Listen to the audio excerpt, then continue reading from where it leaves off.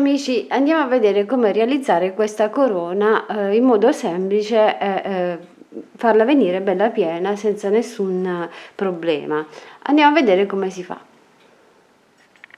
E utilizzando sempre questo splendido filato e un cerchio di questi piatti dietro, poi la misura decidetela voi. Per realizzare la nostra corona facciamo in questo modo: facciamo passare il filo così all'inizio all'interno della corona, passiamo poi questo primo filo tra le dita e lo fermiamo in questo modo. Andiamo poi ad avvolgere il filo dalla parte di sotto e lo facciamo uscire sopra.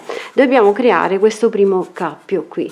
Facciamo questo primo cappio e da qui dobbiamo partire per realizzare la nostra corona. Facciamo passare sempre il filo in mezzo e lo andiamo a posizionare a fianco dell'altro in questo modo e facciamo uscire sempre l'altro cappio da questo lato.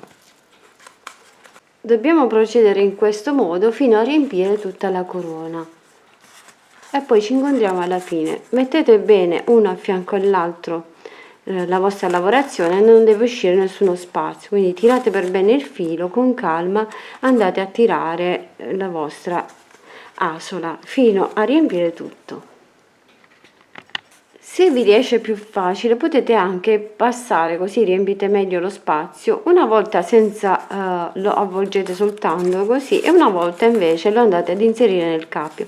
In questo modo verranno più riavvicinate e non si vedranno gli spazi vuoti. Vedete, viene più preciso se non lo infilate, una volta lo infilate o no nell'anello, in questo modo verrà più preciso e più pieno.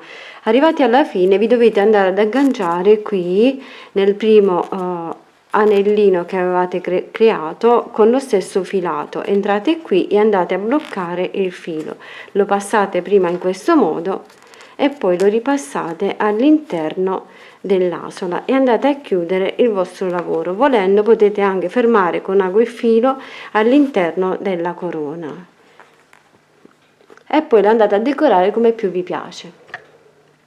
Ed eccola terminata. Questa è la mia corona terminata, questa è la treccia che viene intorno e questa è la parte davanti. Possiamo andare a decorare con un piccolo orsacchiotto, possiamo metterci qualsiasi cosa, possiamo farla anche natalizia mettendo delle decorazioni natalizie, delle palline, delle bacche, ciò che più vi piace. Spero che il tutorial vi sia utile e gradito, vi mando un bacio, un abbraccio e ci vediamo alla prossima. Ciao ciao e lavoriamo che ci consoliamo. Un bacio.